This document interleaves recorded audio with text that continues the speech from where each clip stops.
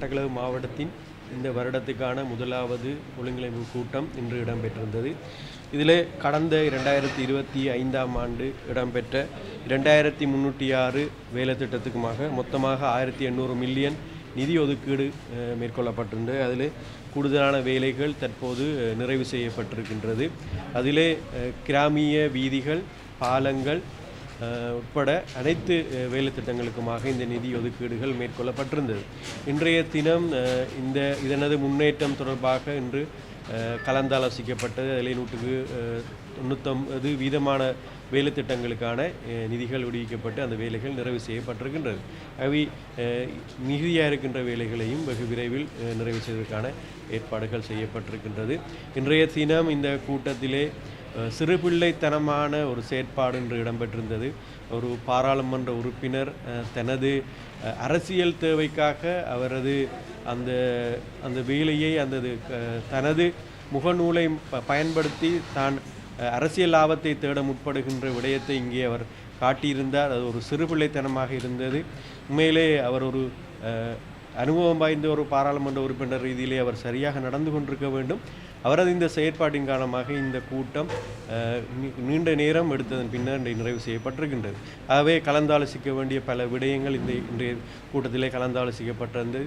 யானை வேலிகள் அமைக்கப்பட வேண்டிய தேவை இருந்தது, அது தொடர்பாக பேசப்பட்டிருந்தது. மீனவர்களுக்கு இருக்கின்ற பிரச்சனைகள் தொடர்பான விடயங்கள் பேசப்பட்டிருந்தது.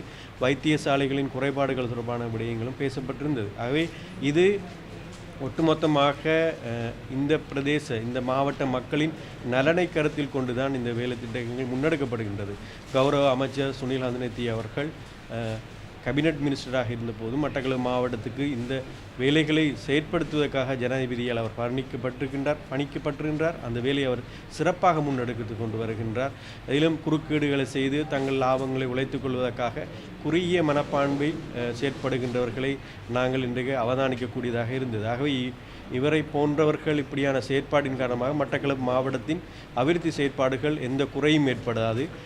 இந்த பிரதேசத்தில் இருக்கின்ற எங்களுக்கு வாக்களித்த அல்லது வாக்களிக்காத அனைத்து மக்களுக்குமாக தேசிய மக்கள் சக்தி அரசாங்கம் தொழிற்படும் என்ற விடயத்தை நாங்கள் சொல்லிக்கொள்ள விரும்புகின்றோம். அதனை போன்று அண்மையிலே நாங்கள் உருவாக்கியிருந்த போதை ஒழிப்பு தொடர்பான வேலை திட்டம் முன்னெடுக்கப்படுகின்றது. அதனை போன்று பிரஜாசக்தி என்ற வேலை திட்டம் ஆரம்பிக்கப்படுகின்ற அதை முன்னெடுத்து கொண்டு வருகின்றோம். அவை மாவட்டத்தின் அனைத்து வேலை திட்டங்களும் மிக சிறப்பாக அமைந்திருக்கின்றது. அதிலே முன்னேற்றகரமாகவும் இருக்கின்ற விடயத்தை நான் இந்த இதிலே கூறிக்கொள்ள விரும்புகின்றேன். அதனை போன்று மட்டக்களப்பு மாநகர சபையின் அதாவது மட்டக்களப்பு மாவட்டத்தின் அடையாளமாக இருக்கின்ற கல்லடி பாலம் இன்று இருள் சூழ்ந்ததாக இருக்கின்றது. அந்த இருளை விலக்குவதற்காக அதிலே தகுதியாக இருக்கின்ற அந்த மின்சார கட்டணம் தொடர்பான விடயங்கள் இன்றைய கலந்தாலோசித்திருந்தோம். அதற்கான வெகு விரைவில் மட்டக்களப்பு அந்த கல்லடி பாலம் எங்கள் அடையாளம் மீண்டும் ஒளியூட்டப்படும் என்ற விடயத்தை இந்த நேரத்தில் நான் கூறிக்கொள்ள விரும்புகிறேன்.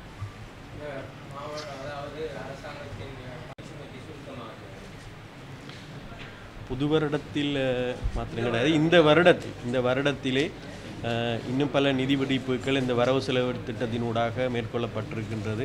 அந்த விடயத்தையும் நாங்கள் எதிர்வரும் காலங்களில் அதை சமர்ப்பிக்க இருக்கின்றோம்.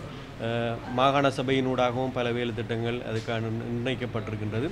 அதற்கான நிதிகளும் வழங்கப்பட்டிருக்கின்றது. அதுவும் எதிர்வரும் காலங்களில் நாங்கள் வெளிப்படுத்த தயாரிக்கிறோம். ஒவ்வொரு வேலை திட்டத்துக்குமாக பல ரூபாய் நிதிகளை நாங்கள் விடுவித்திருக்கின்றோம். அதுவும் எதிர்வரும் காலங்களில் மட்டக்களப்பு மாவட்டத்தில் என்னென்ன அபிவிருத்தி திட்டங்களுக்கு நிதி ஒதுக்கப்படுகின்றது என்ற விடயத்தை நாங்கள் வெளிப்படுத்துவோம். மேலதிக செய்திகளுக்காக எமது யூடியூப் தளத்தை சப்ஸ்கிரைப் செய்யுங்கள்.